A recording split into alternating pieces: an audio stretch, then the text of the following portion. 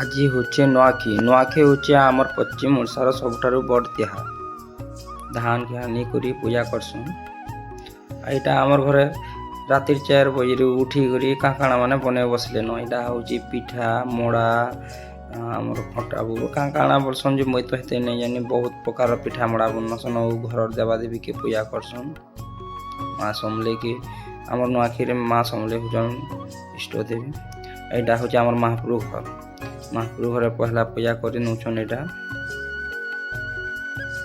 ତାପରେ ଆମେ ଏଇଟା ବସି ପଡ଼ସୁଁ ବେଲେ ମୋର୍ ମା ଆନସନ୍। ଏଇଟା ଆମର ସମଲେଇ ମା ଆଉ ଆମର ଘର ଇଷ୍ଟ ଦେବାଦେବୀ ମାନଙ୍କୁ ଏଇଟା ପୂଜା କରସନ୍।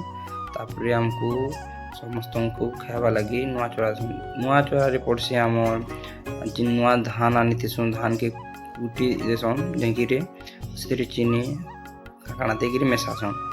ଆଉ ନୂଆଖାଇର ସବୁଠାରୁ ବଡ଼ ଜିନିଷ ହେଲା ମେନ୍ ଜିନିଷ ଯେନ୍ଟା କି ନୂଆ ଚରା ଖାଇ ସାରିଲେ କି ଯେତେ ବଡ଼ ବଡ଼ଖା ମାନେ ଥିସନ୍ ତାକର ସାନ୍ ଲୋକମାନେ ସବେ ପାଚିକରି ଜୁହାର କରସନ୍। ଆଉ ଏଇଟା ହଉଛି ନୂଆଖାଇର ସବୁଠାରୁ ବଡ଼ ଜିନିଷ ଆଉ ବହୁତ ସୁନ୍ଦର ଜିନିଷ, ଯେନ୍ଟା କି ପ୍ରାୟ କେବେ ନାଇଁ ହୁଏ ଯେନ୍ ଜିନିଷଟା ସେଟା ନୂଆଖାଇ ଦିନେ ହେସି। ଆଉ ଏନ୍ତା ସବେ ଯେତେ ବଡ଼ ଲୋକ ଥିବେ ସବେ ଗୋଟେ ଠାନେ ରହିବେ ଜୁହାର କରିବେ। ଆଉ ଆମେ ଆମର୍ ଘରେ ଯେନ୍ଟା କି ଆମର 4ଟା ବୁଢ଼ା ମୋର ଅଜା 4ଟା ତାଙ୍କର ଯେତେ ବି ଅଛନ୍ ସବେ ଆମେ ଗୋଟେ ଠାନେ ଆମର୍ ଘରେ ଖାଇସୁଁ। ଆହୁରି ଆମେ 50ରୁ 60 ଲୋକ ତକ୍ ହେଇଯିମୁ ଗୋଟେ ଠାନେ ନୂଆ ଖାଇସୁଁ। ବହୁତ ବଢ଼ିଆ ଲାଗ୍ସି। ବାକି ସବେ ଗୋଟେ ଠାନେ ଖାଇସୁଁ ଯେ ବର୍ଷକ ଘେ ଗୋଟେ ଠାନେ ସବେ ବସିକିରି ରହେସୁଁ। ବହୁତ ବଢ଼ିଆ ଲାଗ୍ସି। ଆଉ ନୂଆଖାଇ ତିହାରଟା ହଉଛି ଆମର ପଶ୍ଚିମ ଓଡ଼ିଶା ବହୁତ ବଢ଼ିଆ ତିହାର, ବହୁତ ଭଲ ଲାଗ୍ସି।